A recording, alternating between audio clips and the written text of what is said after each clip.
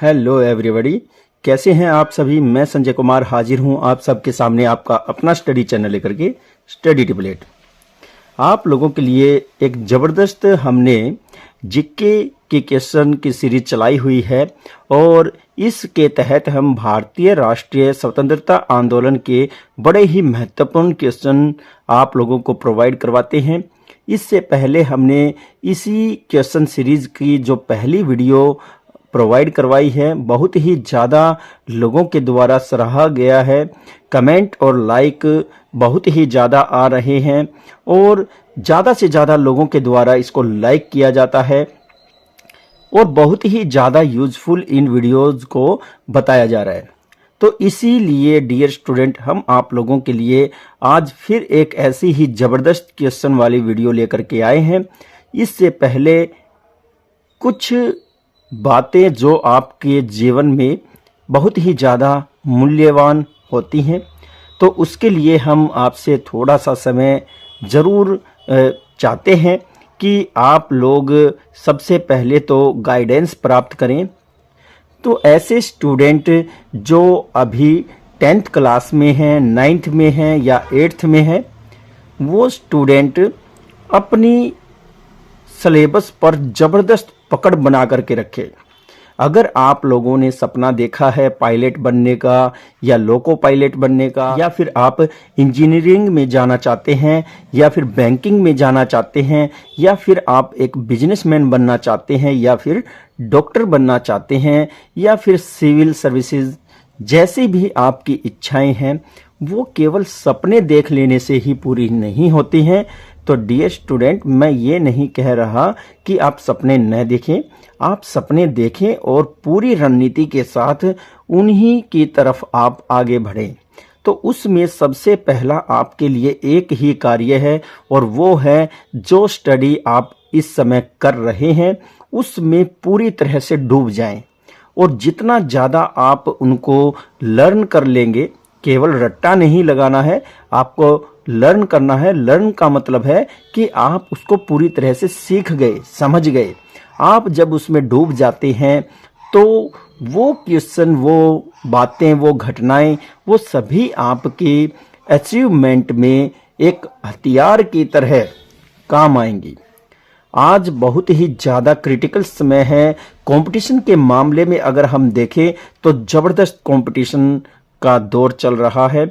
बहुत से स्टूडेंट जो कम जिगरा लिए हुए होते हैं, वो न जाने क्या क्या कदम उठा लेते हैं असफल होने के बाद, और कुछ ऐसे स्टूडेंट होते हैं जो लगातार 4 साल, 5 साल या फिर 8-8 साल तक असफल होने के बाद भी वो अपने जो अचीवमेंट है उसको ज़रूर प्राप्त भी कर लेते हैं। तो सल्यूट है ऐसे स्टूडेंट्स को जो असफलताओं के बाद भी हताश, निराश नहीं होते हैं और अपने सपनों को पूरा कर लेते हैं। इसी तरह से आप लोगों को आपकी पुस्तक से, आपकी हिस्ट्री से, आपकी हिंदी की बुक से, आपके न जाने कितने ही संपर्क में भी ऐसे लोग होंगे जो ऐसा एग्जाम्पल हैं। तो मैं भी आप लोगों को डियर स्टूडेंट ऐसा ही कहना चाहूँगा कि आप सतत प्रयास करते रहें। जितना ज़्यादा हो सके इसी समय, इसी उम्र के दौरान आप अपनी नॉलेज को बहुत ज़्यादा बढ़ाते रहें। अभी तो आपके क्लास के एग्ज़ाम आ रहे हैं, चाहे आप किसी भी क्लास में स्टडी कर रहे हैं, आपके एग्ज़ाम होने ही वाले हैं।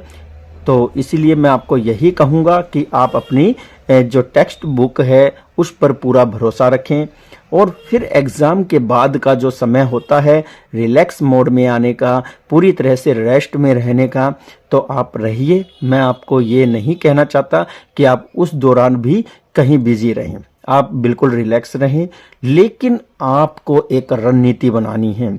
अब आप जो एनसीईआरटी है या कोई भी आप बुक पढ़ते हैं वो पूरा साल पढ़ करके आप ऊब जाते हैं, तो ये जो पेपर के बाद आपके दिन होते हैं जो कि रेस्ट के दिन होते हैं, इनमें आप थोड़ा हट करके पढ़ें। कैसे पढ़ें? आपको एक टाइम फिक्स करना है, आधा घंटा, 40 मिनट या फिर आपको पूरा 1 घंटा। ये आपके ऊपर है, कोई बाउंडेशन नहीं है। तो आप जीके पढ़ सकते हैं, रीजनिंग पढ़ सकते हैं, आप अपनी हरियाणा की जीके पढ़ सकते हैं। इसके कल्चर के विषय में कुछ ऐसे क्वेश्चन जिनको आप पहले से नहीं जानते हैं वो जाने। अपने कल्चर के जो क्वेश्चन हैं वो जरूर आते हैं। 5-6 क्वेश्चन आपके स्टेट लेवल के जो भी एग्जाम होते हैं उनमें आते ही रहते हैं। तो डियर स्टूडेंट, आप लोगों को मैं ये एक सलाह दे रहा हूँ, आप अगर मान लेते हैं तो जिंदगी भी आपकी जरूर मानेगी, तो जिंदगी भी आपकी एक दिन जरूर मानेगी। तो आइए अब हम ज़्यादा देर नहीं करते हैं, अपनी वीडियो को शुरू करते हैं। अब हमारा जो पहला क्वेश्चन है वो है, भारत के स्वतंत्रता संग्राम के दौरान केसरी का संपादक कौन था? तो यहाँ कहा है कि भारत के स्वतंत्रता संग्राम के दौरान जब भारत अपनी आज़ादी के लिए संग्राम लड़ रहा था, यानी कि क्रांति कर रहा था, तो उस समय केसरी का संस्थापक संपादक कौन था? केसरी क्या है? ये केसरी एक अखबार निकाला गया था उन दिनों में, बड़ा ही क्रांतिकारी ये अखबार था। विभिन्न घटनाओं के विषय में इसमें चर्चाएं की जाती थी, देशवासियों को जोश दिलाया जाता था। तो अब यहाँ हम देख लेते हैं कौन है इन 4 में से जिन्होंने जो संग्राम चल रहा था स्वतंत्रता का, उस समय ये केसरी नामक अखबार स्थापित भी किया और उसको छापा भी। तो यहाँ पर ऑप्शन 1 है बाल गंगाधर तिलक, ऑप्शन बी है सत्येंद्र नाथ बनर्जी, ऑप्शन सी है लाला लाजपत राय, ऑप्शन डी है मौलाना आजाद। बहुत ही जबरदस्त क्वेश्चन है डियर स्टूडेंट। उम्मीद करता हूं आप लोगों ने अपना आंसर सोच लिया होगा। तो मैं आप लोगों को बताने जा रहा हूं इसका आंसर, और वो है ऑप्शन ए। बाल गंगाधर तिलक थे वो जिन्होंने केसरी नामक जो पत्रिका भी है और अखबार उस समय, तो इसका संपादन किया था। बहुत ही बढ़िया ये क्वेश्चन है। नेक्स्ट जो क्वेश्चन है हम देखते हैं क्या कह रहा है। महात्मा गांधी का दांडी मार्च कब प्रारंभ हुआ था? इसने कहा है कि महात्मा गांधी जी ने जो दांडी मार्च किया था, और ये दांडी मार्च क्यों किया था, यहाँ पर आपको मैं कुछ ऐतिहासिक बातें, घटनाएं बताना चाहता हूँ ताकि आप लोगों को इस पूरी घटना को समझने में और याद रखने में मदद मिल सके। तो दांडी मार्च का संबंध था नमक कानून से। अंग्रेजों ने नमक बनाने पर टैक्स ज़्यादा लगा दिया था और आम व्यक्ति या हर कोई व्यक्ति नमक नहीं बना सकता था। इस कानून को काला कानून कहा था महात्मा गांधी ने, और इसके खिलाफ एक बहुत ही जबरदस्त तरीके से उन्होंने क्रांति की तरह ही एक मार्च निकाला था। और इस मार्च को निकाल करके उन्होंने क्या किया था, नमक कानून को तोड़ा था। सबसे पहले महात्मा गांधी जी जो इरविन थे उस समय, लॉर्ड इरविन, उनको 11 मांग लिख करके एक पत्र भेजते हैं और 11 मार्च तक का ही उनको टाइम दिया जाता है। फिर लॉर्ड इरविन एक भी मांग को मानने से मना कर देते हैं। तो महात्मा गांधी जी 12 मार्च को निकल पड़ते हैं कहाँ के लिए, दांडी के लिए, और वहाँ पर जाकर के वो नमक बनाते हैं और कानून को तोड़ते हैं। तो ये इस क्वेश्चन की भूमिका है। तो देखते हैं कब ये जो दांडी मार्च था ये प्रारंभ पूछा है, इसने अंत नहीं पूछा है, ये ध्यान रखें। ऑप्शन 1 है मार्च 1930 में, ऑप्शन बी है जून 1930 में, ऑप्शन सी है अगस्त 1930 में, ऑप्शन डी है सितंबर 1930 में। तो यहाँ पर अगर हम बात करें वो जो मांग पत्र दिया था, जो 11 मांगे थी उसमें, तो 11 मार्च का उसमें टाइम दिया था। तो ये आपको ध्यान रखना है। और 11 मार्च का टाइम दिया था, तो मार्च 1930 में ये शुरू होती है। नेक्स्ट क्वेश्चन देखते हैं। जन गण मन कब और कहां पर सर्वप्रथम गाया गया था? तो जन गण मन ये कहाँ लिखा गया और कहाँ पर ये छपा और कहाँ से लिया गया और कब सबसे पहले इसको गाया गया था, ये हमें बताना है। तो ऑप्शन 1 है 1947 दिल्ली में, ऑप्शन बी है 1950 दिल्ली में। ऑप्शन सी है 1931 कोलकाता में। ऑप्शन डी है 1911 कलकत्ता में। तो देखिए, ये जो हमारा जनगण मन है, गीतांजलि नामक जो पुस्तक लिखी थी, आपको पता है किसने लिखी थी? और जिसने भी ये गीतांजलि नामक पुस्तक लिखी थी, तो मेरे प्यारे विद्यार्थियों, आप लोगों को कमेंट बॉक्स में उसका नाम जरूर लिख करके भेजना है, और फिर हम आपका नाम हमारी आने वाली नेक्स्ट वीडियो में जरूर बताएंगे। तो कौन थे जिन्होंने गीतांजलि नामक पुस्तक को लिखा था? और यहीं से ही जनगण मन, जो हमारा राष्ट्रीय गान जिसे हम बोलते हैं, नेशनल एंथम जिसे बोलते हैं, ये लिया गया है। और इसको सबसे पहले कब और कहाँ गाया गया था, ये हमारा यहाँ क्वेश्चन पूछा गया है। तो इस क्वेश्चन का आंसर जो है वो है ऑप्शन डी, 1911 कलकत्ता में जनगण मन सबसे पहले गाया गया था। अब हमारा जो नेक्स्ट क्वेश्चन है, बड़ा ही आसान और बहुत ही यूजफुल क्वेश्चन है। पंजाब का शेर कहा गया है, तो पंजाब का शेर किसे कहा गया है, ये आपको बताना है। ऑप्शन ए है गुरु गोविंद सिंह को। ऑप्शन बी है महाराजा रंजीत सिंह को। ऑप्शन सी है लाला लाजपत राय को। और ऑप्शन डी है शहीद भगत सिंह को। तो हमारे कुछ ऐसे युवा जो बहुत ही ज़्यादा इम्प्रेस रहते हैं, शहीद भगत सिंह जी के भी क्रांतिकारी थे, और इन्होंने अपने देश के लिए अपना सब कुछ बलिदान कर दिया। हंसते हंसते वो फांसी पर झूल जाते हैं। तो उनसे प्रेरित तो होना ही चाहिए, लेकिन इतना भी न हो कि हर क्वेश्चन का जवाब आप उन्हीं का ही नाम सोचते रहें। तो यहाँ पर आपको हिस्ट्री को बड़े ही अच्छे से पढ़ना है, और किसी भी आप ऐसी घटना, दुर्घटना या फिर किसी क्रांतिकारी के विषय में पढ़ते हैं, या फिर आप समाज सुधार आंदोलन के विषय में पढ़ते हैं, तो उसमें इतना न डूबे कि प्रेजेंट में नुकसान उठा बैठे। तो ये आपको ध्यान रखना है डियर स्टूडेंट। यहाँ पर जो आपका आंसर रहने वाला है वो है option number C, Lala Lajpat Rai को पंजाब का शेर कहा गया है। तो यहाँ पर जो भगत सिंह की अगर हम बात करें, तो शहीदे आजम के नाम से इनको जाना जाता है। शहीदे आजम हैं, और इनका कोई भी ऋण नहीं उतार सकता। इन्होंने जो अपने देश के लिए किया है, हम सत सत नमन करते हैं इनके बलिदान को, इनकी शहादत को। और इनका नाम लेकर के जो हमारे युवाओं को अपनी विचारधारा के अनुसार आक्रोशित बनाना चाहते हैं, उनको जोशीला बनाना चाहते हैं, उनको गर्म करना चाहते हैं यूज करने के लिए, अपने पॉलिटिकल मैटर के लिए, अपने हथकंडे जो भी वो अपनाते हैं उसके लिए। तो यहाँ पर मैं अपने डियर स्टूडेंट्स को यही सलाह देना चाहूँगा कि किसी भी ऐसी जो भड़काऊ वाली वीडियोस हैं जो आप यूट्यूब और फेसबुक या सोशल मीडिया पर देखते हैं, उनसे बहुत ही ज़्यादा अलर्ट रहें। आप लोग इन शहीदों का ऋण नहीं चुका सकते, मैं भी इन शहीदों का ऋण नहीं चुका सकता, और अनंत काल तक जब जब इस पृथ्वी पर जो भी मानव होगा वो भी इन शहीदों का ऋण नहीं चुका सकता जो भारत के हैं। तो ध्यान रखना इस बात का, हम न तो किसी से पीछे की घटनाओं के हिसाब से वापस लें, और न ही हम पीछे की घटनाओं के हिसाब से किसी को ज़्यादा दें।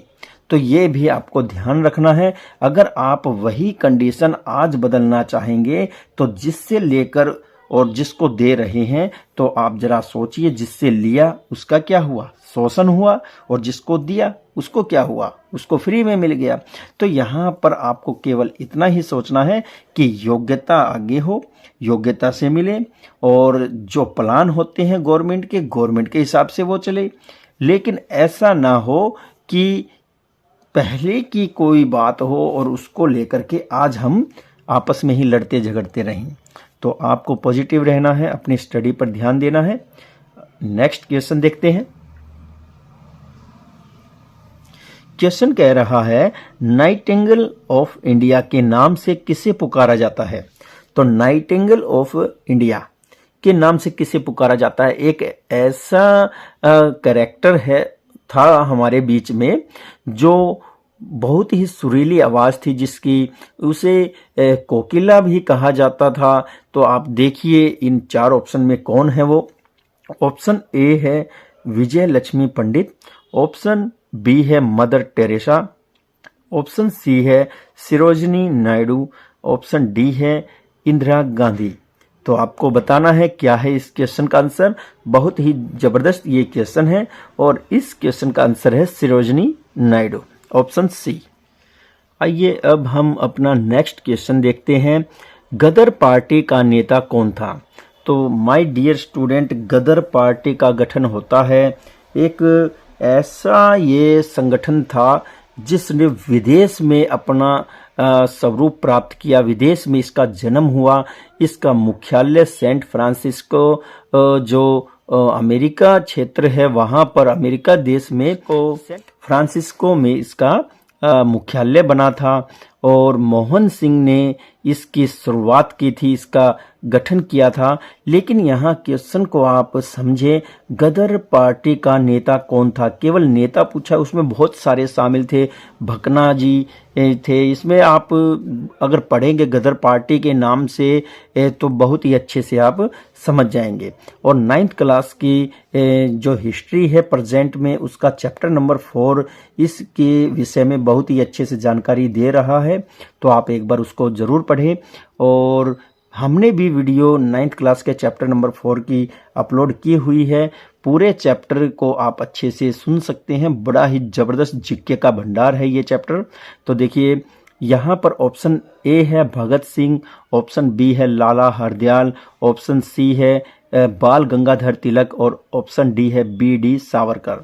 तो यहाँ देखिए डियर स्टूडेंट, मैंने कहा कि इसकी स्थापना किसने की थी? सोहन सिंह ने की थी। और जो लाला हरदयाल हैं वो यहाँ पर सेक्रेटरी इसके रहे हैं। तो लाला हरदयाल इसके नेता थे। नेक्स्ट क्वेश्चन है, निम्नलिखित महिलाओं में से कौन अखिल भारतीय कांग्रेस की सर्वप्रथम अध्यक्ष हुई?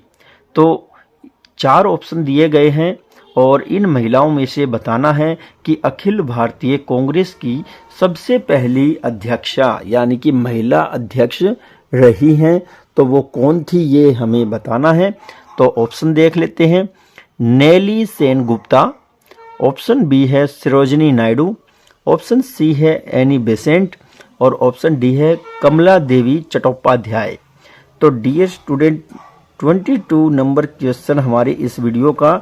और इससे पहले के जो हमने पहला पार्ट वीडियो को प्रोवाइड करवाया है उसमें 15 क्वेश्चन थे और बड़े ही ज्ञानप्रद वो क्वेश्चन थे। हम यहाँ उसी की ही इस सीरीज में हम इस क्वेश्चन का आंसर आपको बताने जा रहे हैं। तो इसका आंसर है एनी बेसेंट। बहुत ही जबरदस्त ये क्वेश्चन है। अब नेक्स्ट क्वेश्चन है, पंजाब में अहमदिया आंदोलन किसने प्रारंभ किया? बहुत ही जबरदस्त ये क्वेश्चन है अहमदिया आंदोलन के विषय में और इसकी शुरुआत पंजाब में हुई थी और 9th क्लास की हिस्ट्री से ही संबंधित ये पर्सन है। बहुत ही जबरदस्त जीके का भंडार है। हमारी जो ऐतिहासिक घटनाएं हैं, जितने भी महत्वपूर्ण क्वेश्चन हैं 9th क्लास में तो जबरदस्त है। तो यहाँ देखिए ऑप्शन 1 है सर सैयद अहमद, ऑप्शन 2 है यहाँ पर एस खुदा बख्श और ऑप्शन 3 है बदरुद्दीन तेबजी और ऑप्शन डी है मिर्जा गुलाम अहमद। तो यहाँ पर जो ये क्वेश्चन है इसका आंसर है मिर्जा गुलाम अहमद। पंजाब में अहमदिया आंदोलन को शुरू करने वाले थे। नेक्स्ट क्वेश्चन है हमारा, भगत सिंह को निम्नलिखित में से किस कारण फांसी की सजा दी गई थी? तो यहाँ भगत सिंह से संबंधित फिर से एक क्वेश्चन आया है और वहाँ मैंने आपको बताया था कि फांसी दी गई थी और कारण यहाँ पूछा गया है कि भगत सिंह को निम्न में से किस कारण से फांसी दी गई थी। तो डियर स्टूडेंट, आपको मैं एक भूमिका बनाकर के बताना चाहूँगा। उससे पहले हम ऑप्शन देखते हैं। ऑप्शन ए है वंदे मातरम आंदोलन में भाग लेने के कारण, ऑप्शन बी है जलियांवाला बाग की घटना में भाग लेने के कारण, ऑप्शन सी है कलकत्ता षड्यंत्र में भाग लेने के कारण, और ऑप्शन डी है जनरल जो सैंडर्स थे उनकी हत्या के करने के कारण। तो यहाँ पर आपका आंसर तो हम बताएंगे ही, लेकिन बता देते हैं ये जो फांसी है इसका संबंध जो साइमन कमीशन था उसके आंदोलन से है। अब आप कहेंगे साइमन कमीशन से आंदोलन से किस प्रकार से संबंधित है भगत सिंह की फांसी, उसमें तो भगत सिंह थे ही नहीं। बिल्कुल, उस आंदोलन के समय जब ये साइमन गो बैक के नारे लगाए जा रहे थे कि साइमन कमीशन भारत में आ रहा था, तो उस आंदोलन में जो घटना घटी थी उस घटना की वजह से भगत सिंह आक्रोशित हो गए थे। उस आंदोलन में एक ऐसे व्यक्ति थे जिनको भगत सिंह बहुत ही ज़्यादा करीब थे, दिल से करीब थे, उनको अपना राजनीतिक गुरु मानते थे, अपना आइडल मानते थे।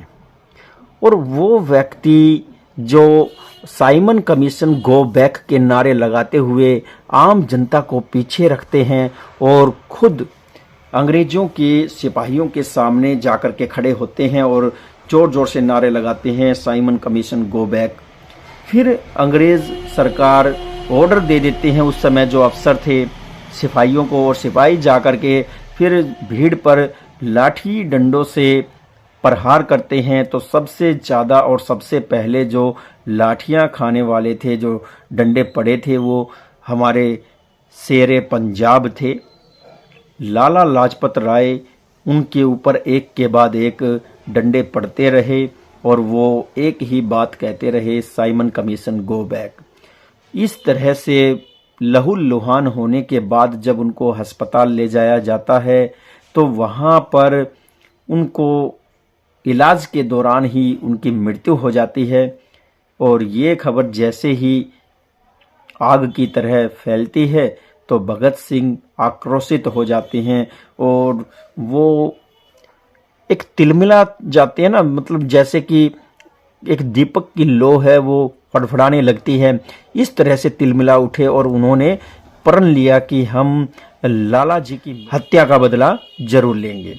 इसी के तहत उन्होंने उस व्यक्ति को मार डाला था और जिसकी वजह से भगत सिंह को अरेस्ट किया जाता है। और इस हत्याकांड के दौरान इनके साथ और भी इनके साथी थे, जिनमें से 2 और साथी जिसे हम जानते हैं कि इनके साथ फांसी दी गई थी, राजगुरु और बटुकेश्वर दत्त, और बाकी के जो थे वो फरार थे, जैसे कि चंद्रशेखर आज़ाद आप जानते ही होंगे।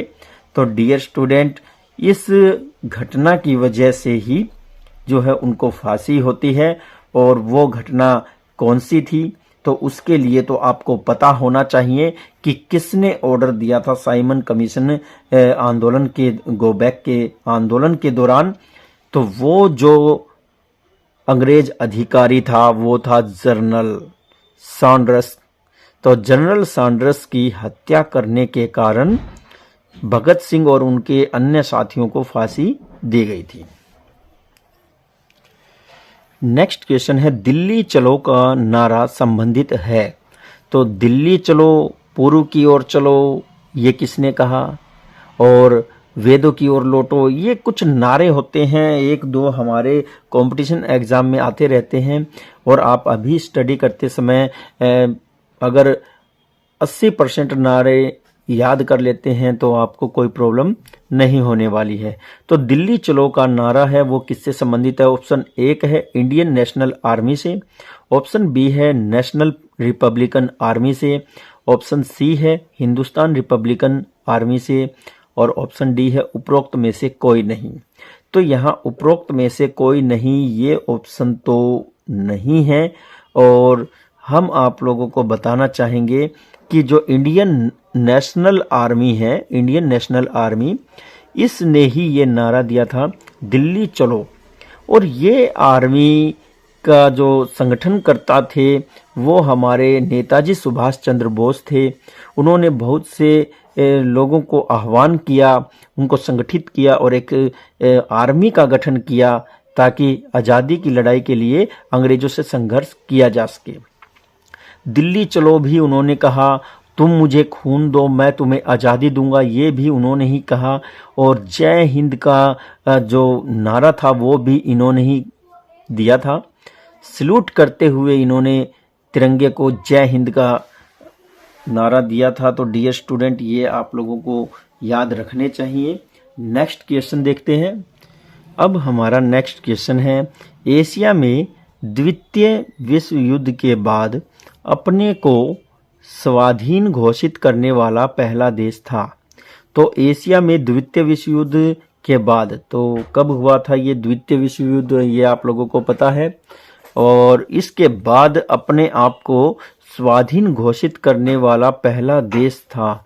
तो वो बताना है कौन सा वो देश था जो द्वितीय विश्व युद्ध के बाद अपने आप को आज़ाद घोषित कर देता है। तो वो देश देखते हैं। ऑप्शन ए है भारत, ऑप्शन बी है बर्मा, ऑप्शन सी है इंडोनेशिया और ऑप्शन डी है श्रीलंका। तो यहाँ जो ऑप्शन ए है ये इसका आंसर है। नेक्स्ट क्वेश्चन हम देखते हैं जो कि बहुत ही यूजफुल क्वेश्चन है।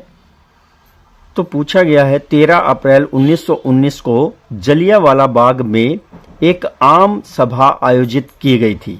तो 13 अप्रैल 1919 को जलियांवाला बाग में एक आम सभा आयोजित होती है। क्यों होती है, उसमें क्या होता है? तो पहले हम ऑप्शन देखते हैं। नंबर ए है हड़ताल के आयोजन के लिए, ऑप्शन बी है लोकप्रिय नेताओं की गिरफ्तारी का विरोध करने के लिए, ऑप्शन सी है रोलेट एक्ट अधिनियम का प्रतिवाद करने के लिए और ऑप्शन डी है स्वराज्य की मांग करने के लिए। तो बहुत ही बढ़िया ये क्वेश्चन है। इसमें आपका जो आंसर रहने वाला है कि जो लोकप्रिय उनके उस समय के नेता थे उनकी गिरफ्तारी अंग्रेज सरकार कर रही थी, उसके विरोध में जलियांवाला बाग का जो मैदान था वहाँ पर एक सभा की जा रही थी 13 अप्रैल 1919 को, और उस पर जनरल डायर के आदेशों के अनुसार अंधाधुंध फायरिंग करवा दी जाती है। बड़ा ही फेमस ये इंसिडेंट आप समझते हैं, आप लोगों ने 9th क्लास में पढ़ा है। नेक्स्ट क्वेश्चन देखते हैं। क्वेश्चन है, सीमांत गांधी, फ्रंटियर गांधी के नाम से कौन जाने जाते थे? अब गांधी का अगर नाम आता है तो आपको एक ऑप्शन महात्मा गांधी तो मिलेगा ही, और शायद महात्मा गांधी न लिखे तो मोहनदास करमचंद गांधी मिलेगा। तो वहां आप गलती कर सकते हैं क्योंकि एक नाम और भी मिलेगा और वो हम आपको ऑप्शन में बताते हैं। ऑप्शन ए है खुदाई खिदमतगार, ऑप्शन बी है रेड शर्ट्स, ऑप्शन सी है खान अब्दुल गफार खान और ऑप्शन डी है लियाकत अली खां। तो यहाँ गांधी तो किसी के पीछे लगा ही नहीं है, लेकिन जो ऑप्शन नंबर सी यहाँ पर खान अब्दुल गफार खां है, ये सीमांत गांधी के नाम से जाने जाते हैं। इनकी जो प्रोटेस्ट करने की, आंदोलन करने की जो रणनीतियाँ थी वो कहीं ना कहीं महात्मा गांधी जी की रणनीति से मैच करती थी और ठीक उन्हीं की तरह वो लीड करते थे, जनसभाओं में जाते थे। तो इनको सीमांत गांधी के नाम से जाना जाता है, खान अब्दुल गफार खान, और इनको रत्न भी मिले हैं काफ़ी जो हमारे देश के तरफ इनाम दिए जाते हैं या कोई स्मृति चिन्ह दिए जाते हैं। तो इनका नाम बहुत ही आगे है। नेक्स्ट क्वेश्चन देखते हैं। INA का गठन हुआ था। अभी हमने कुछ समय पहले पढ़ा है INA क्या है। ये INA इंडियन नेशनल आर्मी, तो इसके विषय में पूछा गया है और इसका गठन पूछा है और गठन भी कहाँ हुआ है ये पूछा है। तो सबसे पहले तो आपको पता होना चाहिए कि INA यानी कि इंडियन नेशनल आर्मी, इसका गठन किया किसने था? तो इसका गठन किया था सुभाष चंद्र बोस ने। सुभाष चंद्र बोस इसका गठन करते हैं, कहाँ करते हैं वो देखते हैं। ऑप्शन ए है जापान में, बी है बर्मा में, सी है मलाया में और डी है सिंगापुर में। तो ये जो सिंगापुर है यहाँ पर INA का गठन सुभाष चंद्र बोस करते हैं। नेक्स्ट क्वेश्चन है, एक जबरदस्त क्वेश्चन है, भारतीय राष्ट्रीय कांग्रेस के संस्थापक कौन थे? तो भारतीय राष्ट्रीय कांग्रेस के संस्थापक पूछा है।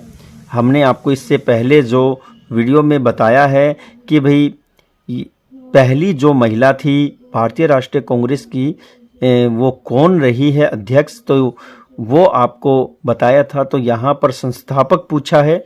ऑप्शन ए है WC बनर्जी, ऑप्शन बी है AO ह्यूम, ऑप्शन सी है महात्मा गांधी और डी ऑप्शन है एनी बेसेंट। तो यहाँ पर जो आपका आंसर है वो है option number B AO Hume. ये एक अंग्रेज अधिकारी थे, भारत में काफ़ी वर्षों से रहते हुए भारतीयों के साथ हो रही ज्यादतियों को देखकर उनके लिए कुछ करना चाहते थे। शायद इसीलिए इन्होंने अपने रिटायरमेंट के बाद भारत में ही रुकना मंजूर किया और यहाँ पर रहते हुए इन्होंने एक समान विचारधारा रखने वाले लोगों का समूह तैयार किया और उसका नामकरण भारतीय राष्ट्रीय कांग्रेस का नाम दिया गया। तो बहुत ही बढ़िया ये क्वेश्चन है, बहुत ही अच्छे से आप लोगों के द्वारा इस वीडियो को सराहा जा रहा है। बहुत से कमेंट इस क्वेश्चन सीरीज की वीडियोस में मिल रहे हैं। जितने ज़्यादा से ज़्यादा आप इस चैनल के लिंक को शेयर करेंगे उतने ही ज़्यादा आपके चैनल का प्रोत्साहन मिलेगा और जोश और वृद्धि होगी। तो बहुत ही अच्छे से आप लोग एक एक वीडियो को पढ़ते जाएं, समझते जाएं और अगर वीडियो आपको अच्छी लगती है तो लाइक कमेंट शेयर ज़रूर करें। अगर आप इस चैनल पर या इस वीडियो को पहली बार देख रहे हैं तो इस चैनल को सब्सक्राइब ज़रूर करें ताकि आने वाले समय में जितनी भी महत्वपूर्ण वीडियोस हम अपलोड कर रहे हैं उनके नोटिफिकेशन आप लोगों को आसानी से मिल सके। इसी तरह से हम आप लोगों के लिए एक और बेहतरीन क्वेश्चन वाली वीडियो लेकर के आ रहे हैं। तब तक के लिए हमें दीजिए इजाज़त। नमस्कार, जय हिंद।